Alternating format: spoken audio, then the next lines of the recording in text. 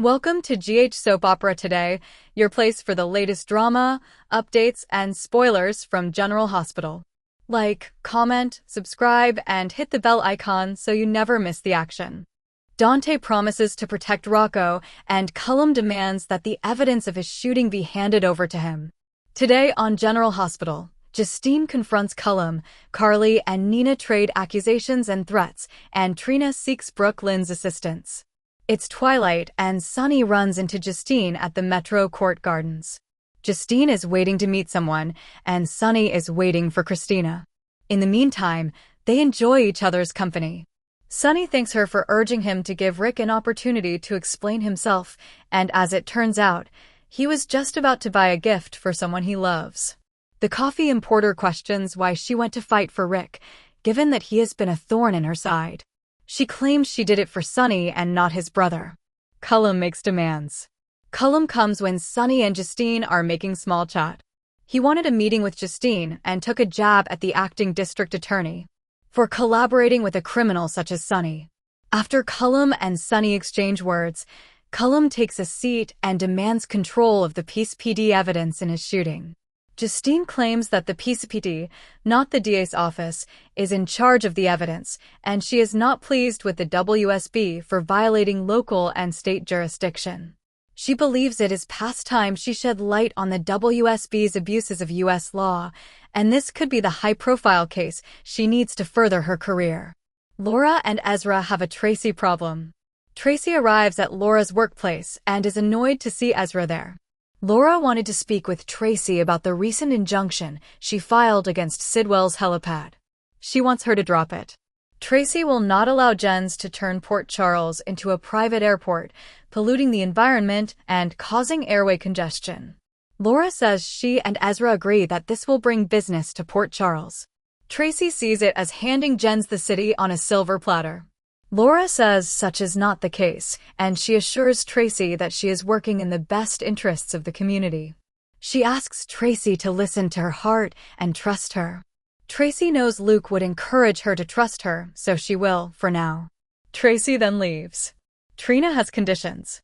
Brooke Lynn arrives at Trina's house, where Gio also happens to be, and Trina informs her that she wishes to accept her offer to organize a showcase on the condition that Gio play with her. Brooke Lynn is delighted to have Gio on board. Gio is concerned that being Brooke Lynn's son will be perceived as favoritism by record executives, but Brooke Lynn claims that people in the industry are familiar with her and the caliber of singers she represents, and she believes that matching Trina with Gio demonstrates the executive's faith in her abilities.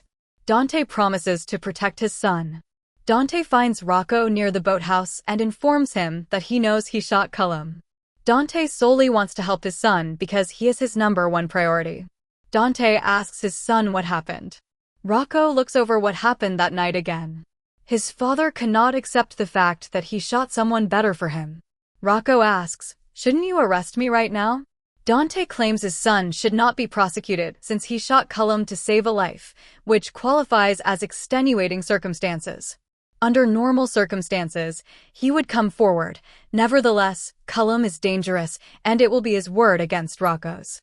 Rocco claims Britt can back him up, but Dante claims she is engaged with Cullum and hiding something. Rocco defends Britt, but Dante claims she has lied about dying and about Jason shooting Cullum, so no one will believe her. Dante claims his son is unable to come forward because he must pretend the incident never occurred. Dante regrets having to bear this weight, but Jason and Britt would not be alive without him. Shooting someone always leaves you feeling bad. Dante says he understands what he's going through and will be there for him. Carly goes fishing. Carly confronts Nina at the hospital, pointing out that Jack had a stroke despite being in wonderful condition, and that Jack and Drew having strokes in the same house cannot be a coincidence. Carly suspects Willow and Drew's house is poisonous, possibly containing black mold or lead paint, and that her grandchildren spend time there. Nina believes Carly and Michael are using this to take the kids away from Willow again, but Carly insists it isn't about the kids or Willow, but about what happened to Jack. Nina exclaims that the man works in a high-stress environment and that being in a relationship with her is bad for everyone. Carly informs Nina that they broke up, but she is going to find out why he collapsed. Perhaps she'll want blood tests for both Jack and Drew. Nina suggests Carly focus on Valentine's return to Port Charles, which is bad news for Lulu. Nina didn't inform the officers about Valentine because they would assume she was concealing him. She claims she has no idea where Valentine is, and all she knows is that he and Jack had a heated disagreement at home, which is likely what caused Jack's stroke. Carly suggests that the only reason Jack and Valentine are at Willow's house is because she is involved in some way. Perhaps Willow is assisting Valentine, which could make Willow uncomfortable if the press and WSB learn about it. Nina instantly remembers what Valentine and Jack were arguing about: Joss. Valentine suspected Jack knew where Joss was and suggested talking to Cullum about their dispute, since he may have knowledge of Joss' involvement. Drinking buddies. Britt and Lucas are drinking away their sorrows at her house when Britt receives a text from Sidwell inquiring when she would be leaving for the lab. They consider telling Sidwell the truth about Cullum, but immediately realize there is no easy way to tell Jens without exposing Marco as stealing medications for her, which would most certainly lead Sidwell to pursue Lucas. Britt knows Cullum and Sidwell will use this project for evil, and she expected Jason to help her out of it before she finished it for them. She considers walking away and accepting her fate before the job is complete. Lucas refuses to let her walk away and commit suicide, as she would if she didn't have those medications. Marco died to save her and provide the medications she needed, and Jason would be disappointed in her for giving up. Lucas also informs her that he needs her. She considers Rocco, who also needs her, and realizes she must stay. In the show's final moments, Brooklyn asks Trina what songs she'd want to sing, and Trina and Gio show her a taste of what they've been practicing. Britt giggles at the thought of Lucas, of all people, imploring her not to leave town. Lucas explains they're stuck in this mess and need to keep playing their parts so no one suspects anything, so they fire one more shot before Britt returns to Windermere. Ezra praises Laura for talking Tracy down and avoiding the bullet. Nonetheless, Laura believes they must go on the offensive and get something on Sidwell. Find something he is concerned about to persuade him to make a mistake. Ezra appears to have an idea. Carly assures Nina that she'll do her a favor and forget she mentioned Valentine, and after meeting him, they both agree that Cullum is frightening and should be avoided. She hopes Jack recovers quickly and avoids a similar fate as Drew. Following Justine's threats, Cullum flees, and Sunny hopes he could show her how much he liked watching her humiliate Cullum. She proposes they meet in that not-so-public location of his. Sunny tells her to text him and goes away. Finally, Dante tells Rocco that he would never reveal the truth, and they hug. Dante then receives a call. Justine informs him that Cullum wants the evidence from his shooting, and he must prevent the WSB from obtaining it. On the next episode of General Hospital, Chase informs Brooklyn that they must research Delilah's history. Joss cries at Cassius, "I am a prisoner here." He tells her that she should thank him. Curtis notices Isaiah and Portia at the Metro Gardens, and Isaiah has his hands on Portia's stomach. Curtis shouts, "Get your hands off my child." General Hospital spoilers for Friday, May 15th. Carly snaps at Cullum, Jocelyn plots, and Curtis the date wrecker. General Hospital spoilers for Friday, May 15th suggest that Carly Spencer will receive an unexpected visit from Ross Cullum, while Jocelyn Jacks plots in captivity. Curtis Ashford will also spoil Portia Robinson and Isaiah Gannon's night out, so let's speak about the shocking news that's coming. First, Harrison Chase and Brooklyn Quartermain will begin their investigation into Delilah Wilson's background. Although it would crush their hearts to give up Phoebe, Brooklyn and Chase must pursue every conceivable avenue in their search for the baby's family. Meanwhile, ADA Justine Turner will meet with Jordan Ashford to discuss what it will take to get her back in that room. Whether it's about Jordan's career or just their yoga class, Justine will try to cheer her up. Since Molly Lansing Davis is celebrating her upcoming book tour, Rick Lansing and Alexis Davis appear to have a reason to get together on Friday's episode.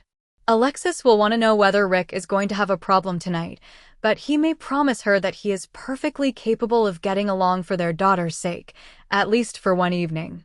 Isaiah and Portia intend to have dinner at Metro Court Gardens. That will provide some heartwarming moments, including one in which Isaiah touches Portia's baby bump. Unfortunately, Curtis will be there to witness it and will be quite concerned about Isaiah being so close to his unborn child. "Get your hands off my child," Curtis shouts in Friday's GH teaser video. Portia has been trying to keep the peace, but now is the moment for her to confront Curtis and tell him that he is being stupid. No matter what Curtis thinks of Isaiah's activities on Route 91, he has no say over who Portia allows to touch her own body. Carly will not be pleased when Cullum arrives at her door. Carly will insist she has no idea why Cullum is there, but she will make it apparent that she does not want to talk to him. Of course, Cullum will probe Carly regardless, so she may disclose her split with Jack Brennan and leave him with more questions. Carly will evade the questions as best she can before sending Cullum on his way. Valentine Cassadine will most likely hide during Cullum's visit before consulting with Carly on their future steps. In captivity, Justine will complain about Cassius Faison alias Nathan West holding her captive, but he will argue that she should be thanking him. Cassius may argue that Justine was going to kill herself with all her digging, and that being held hostage is a better option. Since Cassius will open up to someone unexpected on Friday, perhaps that will be part of Jocelyn's escape plot. Once Justine becomes Cassius' confidant, she may be able to manipulate him and cause him to relax a little. According to General Hospital spoilers, Elizabeth Baldwin will continue to confide in Dante Falconeri, so keep an eye on their relationship to see how it develops. General Hospital spoilers. Jack targeted at the hospital. Valentine framed for murder attempt. General Hospital spoilers and updates suggest that Jack Brennan may easily be targeted in the hospital, with Valentine Cassadine being blamed for the attempted murder. Valentine's return to Steinmauer or worse would be ideal for at least 3 individuals, possibly 4, including Brennan himself. Nina Reeves needs Valentine to go down for her accidental crime. Nina Reeves, above all, needs Valentine to be punished for her unintentional crime after all.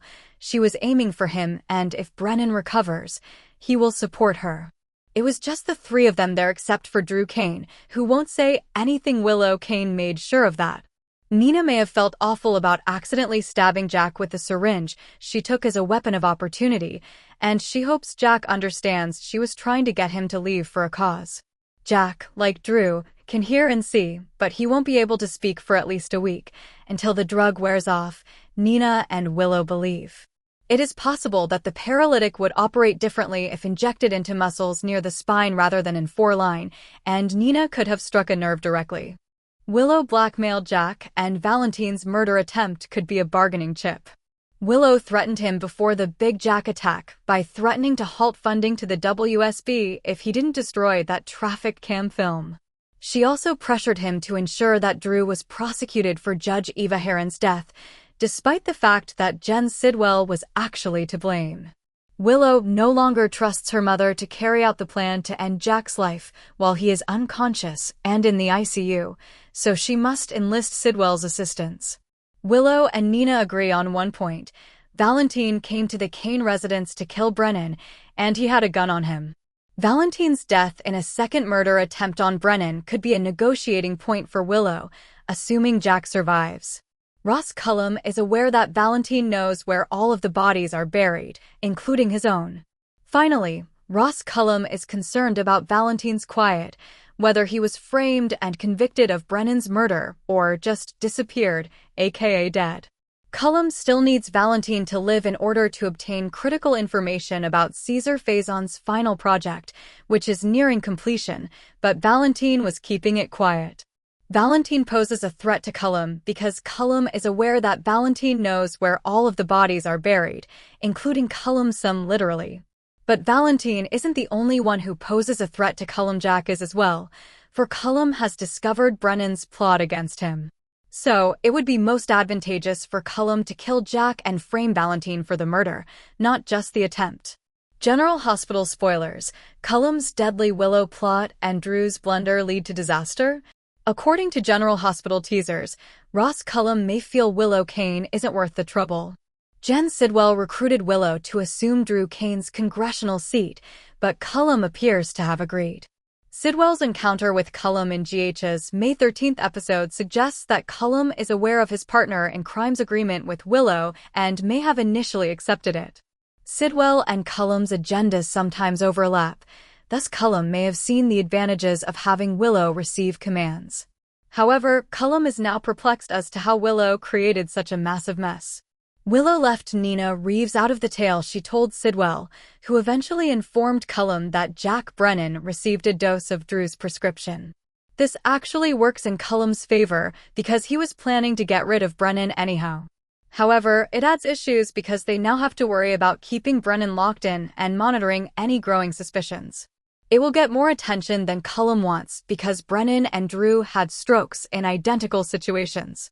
Willow has blown things up, therefore her relationship with Sidwell and Cullum will be strained from now on. Cullum's involvement in Willow's plot could lead to trouble. Cullum is merciless and prefers to eradicate a problem rather than try to address it in any other manner. Cullum has a history of using lethal remedies, so may he eventually order Willow's death? Given what we know about Cullum's abilities, this wouldn't be shocking. Willow is already acting rashly towards Sidwell, as if she is unaware of the risk. If Cullum informs Willow about his own involvement, she may understand she is fighting with two villains rather than one. Cullum is perhaps more malevolent than Sidwell, thus Willow may be on a dangerous path. If Cullum determines it's better to get rid of Willow entirely, he could arrange to do it alongside Drew. Could Willow require a rescue to get out of her mess? Could Harrison Chase or someone else come in to save Willow from a terrible fate? According to General Hospital spoilers, Willow is in for more unsettling news and terrifying scenarios, so stay tuned. Why General Hospital may be transforming Britt into the person Rocco trusts the most. Rocco keeps running to Britt rather than the adults attempting to control him. Britt is somehow becoming Rocco's safe place. Rocco arrived at Britt's house completely distraught after learning that Dante now knows he shot Cullum. He stated that she was the only one who could help him right now, and that may have been the most essential remark of the show. Everyone else in this tale keeps talking at Rocco. Britt truly listens to him. That distinction is more important than Lulu understands. She spent the majority of their confrontation blaming Britt for getting Rocco involved in the Cullum shooting incident in the first place. Some of the anger is understandable. While Lulu continues to try to emotionally manage the situation, Britt quietly understands Rocco's true state, afraid, overwhelmed, guilty, and drowning in secrets too heavy for a teenager to carry alone. The really weird aspect is that Britt did not handle the conversation flawlessly. She still told him he had to be smart. She continued to warn him about the dangers surrounding Cullum. She also cuddled the child, reassuring him that he was not helpless and reminding him that saving Jason and herself made him a hero, not a monster. Thanks for watching GH Soap Opera today. For more General Hospital updates and spoilers, like, comment, subscribe, and press the bell icon. See you next time.